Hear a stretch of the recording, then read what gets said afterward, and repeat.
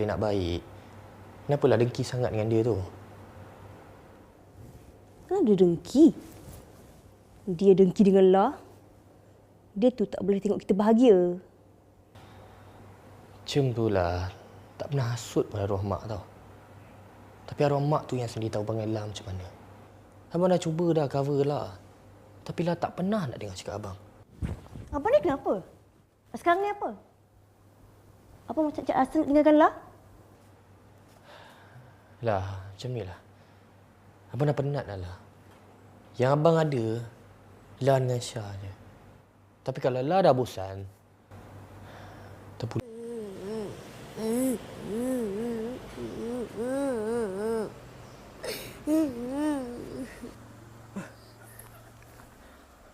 Syah, kamu pergi mana, cu?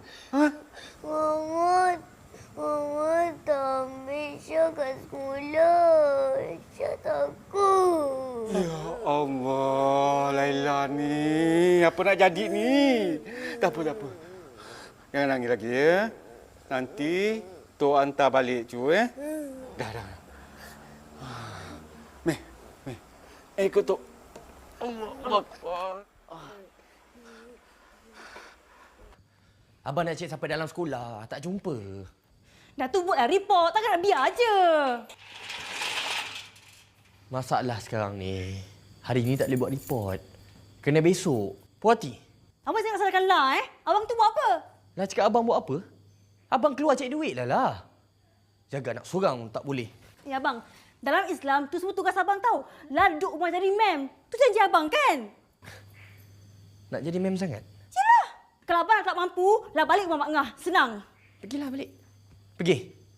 Ambil baju kain semua. Balik rumah Mak Ngah. Assalamualaikum. Waalaikumsalam. Syah. Adam pergi mana, Cik Syamah? Dia dah pergi galeri.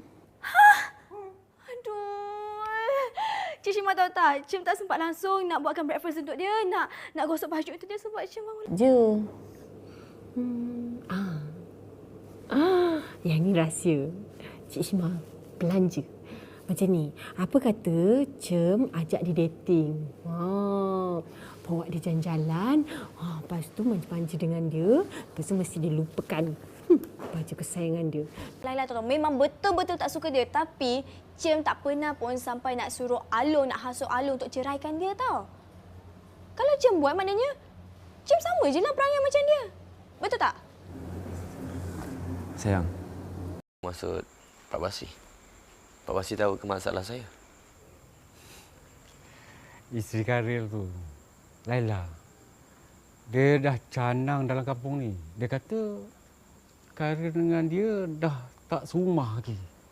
Macam mana Pak Basri boleh tahu pula ni? Saya ni bercampur gaul dengan orang kampung. Kalau ada apa-apa berita tersebar, sampai juga pada pakcik ni. Karil selesaikanlah masalah Karil ni seelok-eloknya. Jangan sampai timbul fitnah pula. Jangan diam je. Kita cek doktor. Oh my god. Marah-marah pun comel. Mana ada marah? Mana ada? Weh, nak muntah. Muntah? Minum air. Sayang. Ada bau busuk tak? Busuk? Kimchi kah? Tak. Bukan kimchi. Bau lain. Bau lain?